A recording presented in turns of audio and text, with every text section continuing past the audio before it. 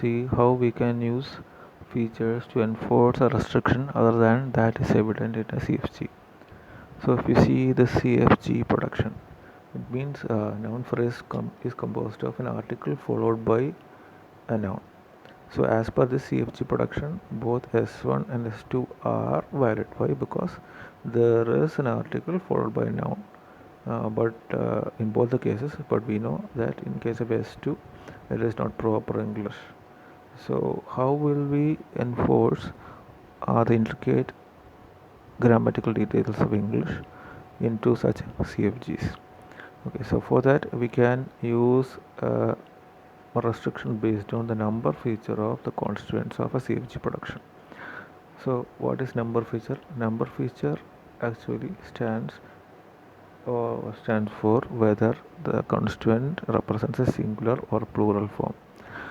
So if we want to enforce that a particular article should be singular followed by a noun article and followed by a noun which should be singular, what we can do is we can rewrite this production like this. That is, the article's number feature should be a particular value, say n, and that article should be followed by a noun whose number feature is again the same particular value of n, and these two constituents will contribute to the parent constituent's number feature, that is again n. So this rule is much more clear and it directly supports the existence of S1, right? Why? Because article and noun should have similar number feature, then only this noun phrase will exist and will have a number feature. So we will see how that is actually derived at, okay, or by enforcing this rule what actually happens in case of S1 and S2.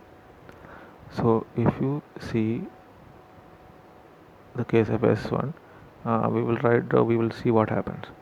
So if you see this CFG rewritten using the number feature, we will take the case of article. Okay, so in S1 the article is A, so that is represented as ART1.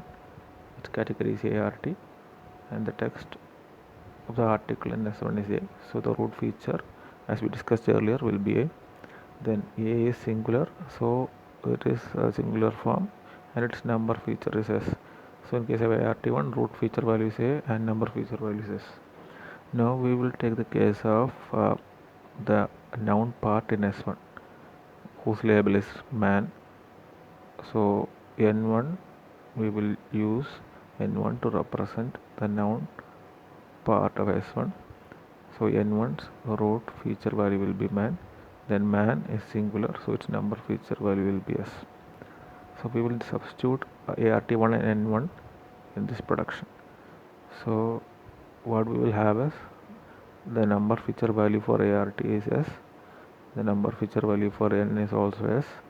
So as they both are having number feature S, as per this production, NP's or the parent noun phrase's number feature will also be S. So this rule is validated. So S1 is valid as per the CFG rule. Actually it's not CFG, it is augmented CFG, augmented using the feature number. Now we will see how this augmented CFG rule will invalidate S2. Okay, so in case of S2 again, we have the article as A, right? So it is indicated using ART2. Its text is A, so root feature value is A. Again, A is singular, so its number feature value is S. In case of S2, the noun part is men, so that part is indicated using N2, and its root value is men. Then number feature value is plural. Why? Because men is plural. Now we will substitute ART2 and N2 in this augmented CFG. So what happens? Here ART's number feature value will be singular. Numbers number feature value will be plural. So they are both different. So what happens is this rule can't be satisfied or ultimately the parent noun phrase itself will become invalid, or a main thing itself will become invalid. So we have seen that by using a number feature into already existing CFG, we were able to invalidate a particular non-English sentence.